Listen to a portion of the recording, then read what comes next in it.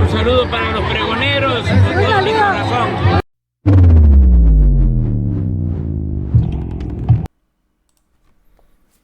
Pregoneros, bienvenidos a una nueva transmisión más. Es un placer estar nuevamente con ustedes, servidor y amigo Irv Rodríguez, transmitiéndoles desde su canal. Antes de irnos de lleno a la información, si es de su agrado, ayúdanos con ese like, compártela, para que pueda llegar a más gente y se entere esta información. De antemano te quiero desear que tengas un excelente día. Nos encontramos ya a viernes 26 de agosto del 2022. Si nos estás viendo por primera vez, muchísimas gracias por tu tiempo y por tu espacio. Solamente pedimos el apoyo con la suscripción para que cada día podamos ser más en esta gran familia pregonera. Señores, fíjense ustedes, en esta entrevista que había tenido Julio Astillero con el titular de la Unidad Técnica de lo Contencioso Electoral del Instituto Nacional Electoral, Carlos Ferrer, simplemente sirvió para dejar en claro que sí se trata de una persecución. Van a ver ustedes cómo sin argumentos, uno, le estaban pidiendo en plena entrevista que diera cuál es el artículo, con qué fundamento se están yendo en contra de los tuiteros que se los hemos mostrado en diferentes videos. Cómo está mandando estos oficios a cada uno de ellos por expresarse en sus redes sociales.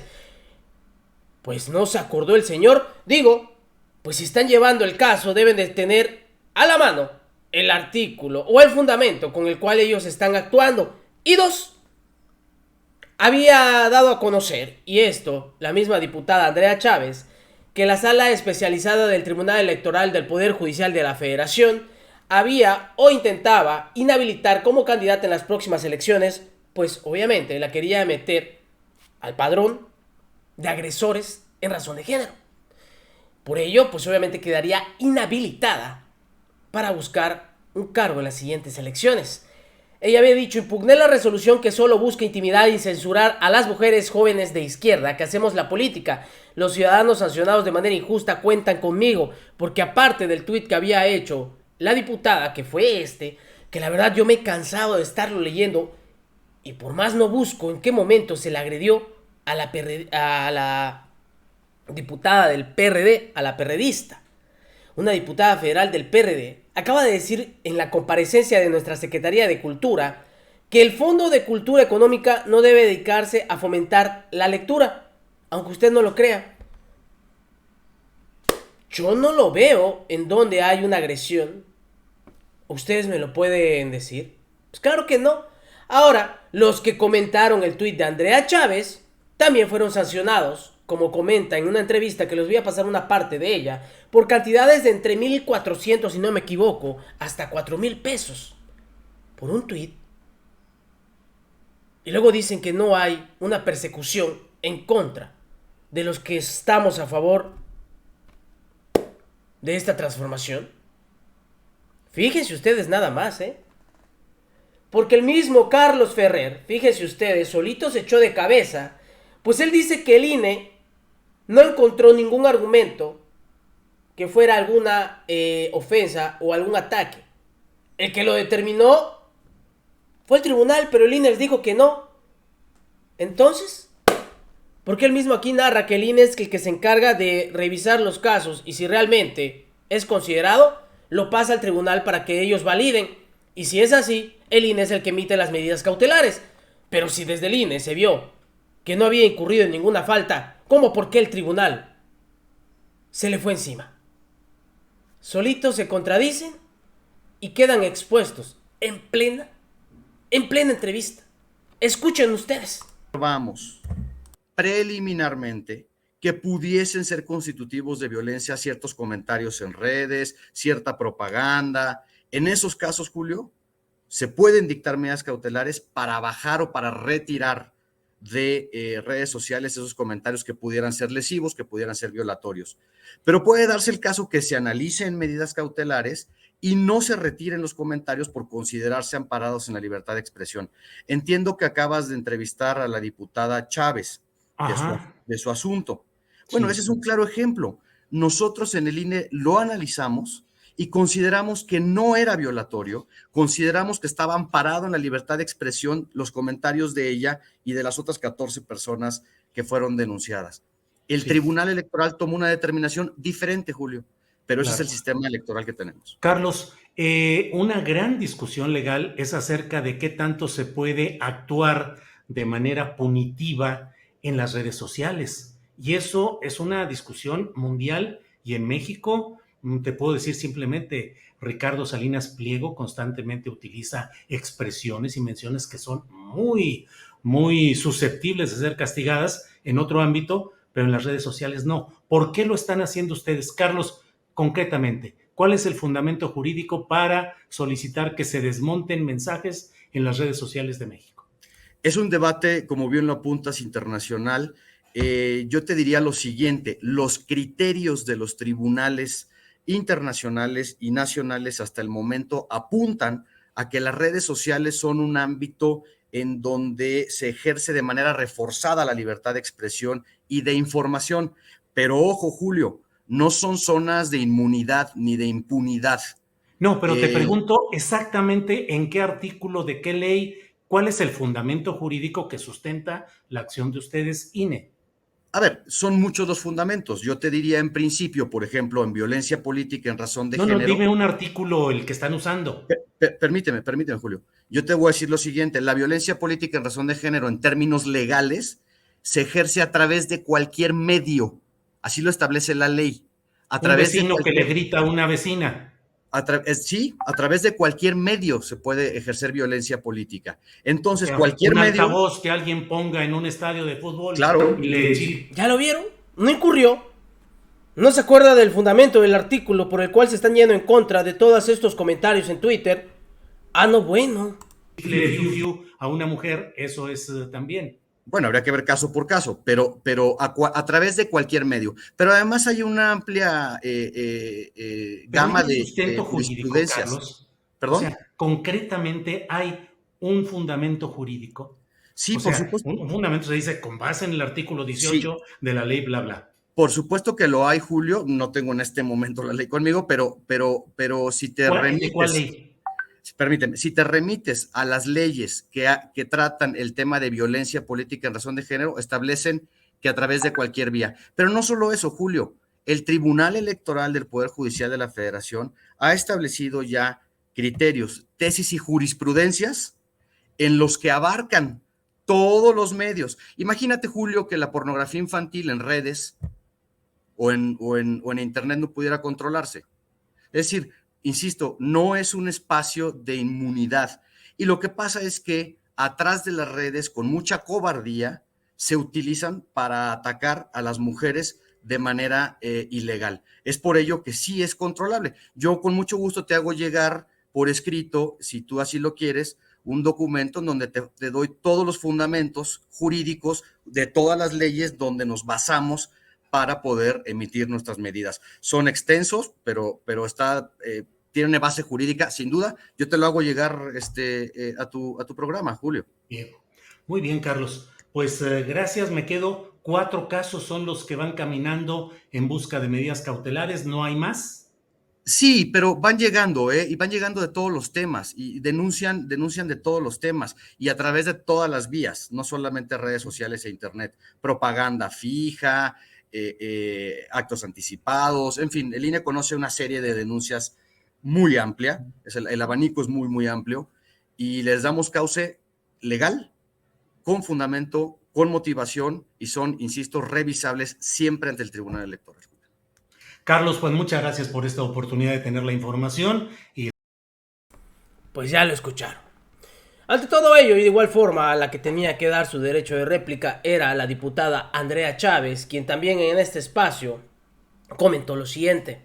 A través de su sala especializada, pues anuncia o busca inhabilitarte por un mensaje que pusiste en noviembre pasado, Andrea. Así es. ¿Qué pasó en noviembre pasado? Pues tuvimos la comparecencia en la Cámara de Diputados de la secretaria de Cultura, Alejandra Frausto, en las comisiones ordinarias de Radio y Televisión y Cine o Cultura y Cinematografía. En las comparecencias de los funcionarios, de los titulares de las distintas secretarías, cada grupo parlamentario que integra esta Cámara de Diputados tiene derecho a un posicionamiento. En esa ocasión, en noviembre del año pasado, a una servidora le tocó justamente posicionar al grupo parlamentario de Morena y a la diputada federal Gabriela Sodi posicionar al grupo parlamentario del PRD. En el posicionamiento de la diputada federal del PRD, y debo advertirle a la audiencia, su nombre lo desconocía yo en ese momento, no conocía el nombre de la diputada federal. En su posicionamiento, ella dijo de manera explícita, y cito, el Fondo de Cultura Económica, que es la editorial mexicana, no debe dedicarse a fomentar la lectura. En ese momento, yo abrí mi Twitter y publiqué justamente el posicionamiento que ella estaba realizando a nombre del grupo parlamentario del PRD, un posicionamiento que desde mi punto de vista pues era bastante desafortunado. Decir que el Fondo de Cultura Económica no debe dedicarse a fomentar la lectura es contra natura de la propia editorial mexicana. Y entonces, ¿qué sucede? Llega el 19 de abril del año 2022, es decir, de este año, tantos meses después, y precisamente la diputada Gabriela Sodi interpone una queja en mi contra ante el Instituto Nacional Electoral por supuestamente, desde su punto de vista, yo haber incurrido en violencia política de género en su contra. Así es, en ese tuit que acaban de ver la audiencia aquí en tu programa, Julio, la diputada Sodi estima que existen elementos de género por los cuales yo presuntamente cometí violencia política de género. ¿Qué pasa? El Instituto Nacional Electoral en ese momento recibe la queja y es precisamente la Comisión de Quejas y Denuncias la primera comisión o el primer órgano que le niega a la diputada Sodi las medidas cautelares que solicitaba, es decir, que yo, pidiera disculpas por haber hecho ese tuit y dos, que lo bajara, ¿no? Esas eran las medidas cautelares que se solicitaban en ese momento.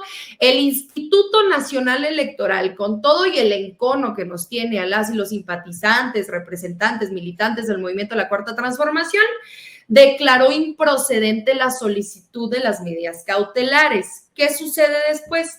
Pues el INE ordena emplazar a las partes, a la denunciante Gabriela Sodi, a la denunciada, una servidora Andrea Chávez, para celebrar la audiencia y justamente esta audiencia se realizó el 11 de agosto, precisamente en la sala especializada del Tribunal Electoral del Poder Judicial de la Federación. El magistrado al que se le turna la ponencia, es como se le llama al tratamiento de los asuntos dentro del Tribunal Electoral del Poder Judicial de la Federación, fue el magistrado Luis Espíndola Morales, que estima dentro de su ponencia que no existen elementos de género dentro de mi publicación, porque en ningún momento yo atiendo al género de la diputada, en ningún momento recurro a algún calificativo que la desestime dentro de sus capacidades intelectuales, dentro de su experiencia, en ningún momento manifiesto algún comentario sobre su físico. Era evidente dentro de mi publicación que la crítica no era promovida por la naturaleza de su género, sino por el fondo de un asunto en donde a todas luces ameritaba crítica, ¿no?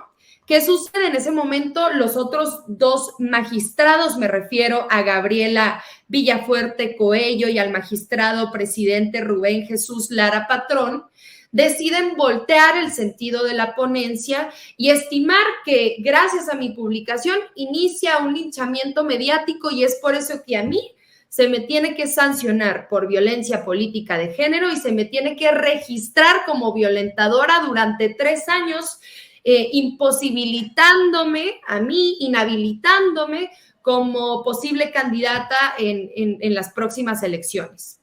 Andrea.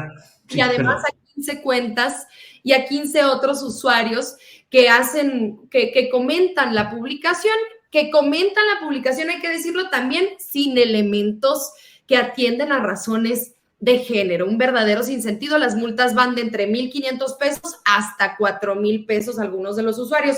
Fueron 70 cuentas las que fueron emplazadas por el Tribunal Electoral del Poder Judicial de la Federación, pero estos 15 usuarios fueron los únicos que contestaron la denuncia y lamentablemente con eso el Tribunal Electoral pretende censurarlos, pretende perseguirlos jurídicamente. Yo ya he interpuesto ante la Sala Superior del propio tribunal la impugnación necesaria, suficiente argumentativamente para que a mí se me absuelvan de esas medidas y poder continuar con mi carrera política, querido Julio. Pues ya lo escucharon. Así es como actúa el INE junto con el tribunal. Y de verdad que de algo lamentable, porque ya vieron cómo salió el titular de la Unidad Técnica de lo Contencioso Electoral del INE, Carlos Ferrer, al decir que la diputada Andrea Chávez no había incurrido en ninguna falta, como lo ha estipulado el Tribunal Electoral del Poder Judicial de la Federación. Lo más preocupante es que ahí en esa entrevista, él argumenta, dice cómo es que funciona todo ello. Primero el INE es el que revisa, ve o interpreta si pudiera haber algo, lo pasa al tribunal y ellos ratifican si es o no. Digo, si el mismo Carlos Ferrer acaba de decir que no vieron que había ningún fundamento para ello, ¿para qué lo pasan al tribunal? Solitos se echan de cabeza. Nos vemos en una siguiente emisión. Que sigan pasando un agradable día. Servidor y amigo Irm Rodríguez, transmitiéndoles desde su canal. Recuerden, señores, la información está ahí y depende de todos nosotros el pregonarla. Nos vemos hasta la próxima.